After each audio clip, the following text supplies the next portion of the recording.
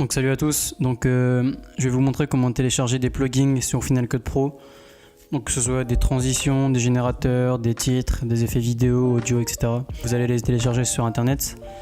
Donc en fait vous aurez juste à taper plugin, Final Cut Pro, free download, etc. Parce qu'il y en a des payants. Et des fois les plugins ils peuvent jusqu'à 64 €. Enfin, vous avez juste à vous renseigner et vous comprendrez. Mais moi dans la suite des vidéos que je vais vous faire, je vais vous montrer comment faire des effets avec des transitions ajoutées, mais aussi je vais vous mettre des liens dans les descriptions pour que vous puissiez télécharger les transitions que j'ai trouvées. Donc par exemple, celle-ci c'est un exemple d'une transition que j'ai trouvée, que j'ai vue sur internet. Voici la transition.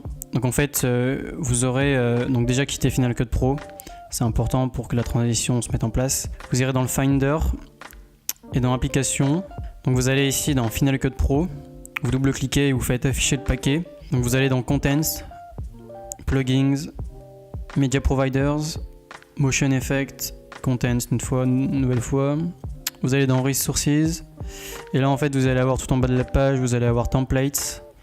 Et là en fait vous allez avoir donc là les effets audio et vidéo, les générateurs, les transitions. Donc ici c'est ce qui va nous intéresser, c'est un exemple type, après vous adaptez pour chaque dossier. Donc là vous avez les transitions et en fait le problème c'est que soit vous réussissez à mettre la transition directement dans un dossier et en fait dans Final Cut Pro ça va s'afficher comme personnalisé, mais la méthode la plus simple c'est exemple là moi je vois un dossier stylisé, donc c'est dans les transitions, il y a un effet stylisé, là vous avez les transitions stylisées en fait, donc actualité etc, c'est des trucs par défaut de Final Cut Pro. Vous allez juste rajouter la transition, la glisser, donc elle va se copier-coller. Une fois que vous avez fait ça, votre transition est installée dans Final Cut Pro, donc vous quittez le Finder, vous pouvez même le relancer. Donc vous relancez le Finder. Donc pour le relancer, il y a soit vous faites, je pense, vous allez ici dans la pomme, vous faites forcer à quitter, vous faites relancer, ou soit vous faites Alt Command ESC, tout en haut à gauche c'est le bouton ESC, et en fait ça va permettre, c'est un raccourci pour pouvoir relancer le Finder ou même forcer toutes les applications si vous avez une application qui bug. Donc là maintenant vous allez sur Final Cut Pro. Et en fait, logiquement, vous allez avoir la transition qui est installée.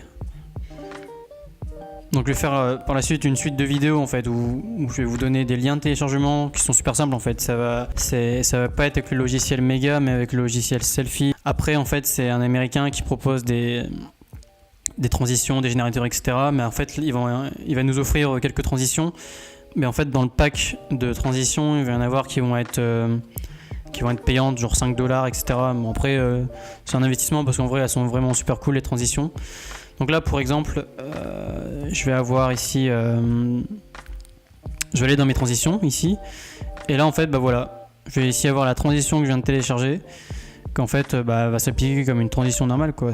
Après, par la suite, je vais vous montrer comment utiliser ces transitions parce qu'en fait, on peut encore les améliorer, etc. Donc voilà, en fait, c'est la manière la plus simple pour installer des plugins sur Final Cut Pro.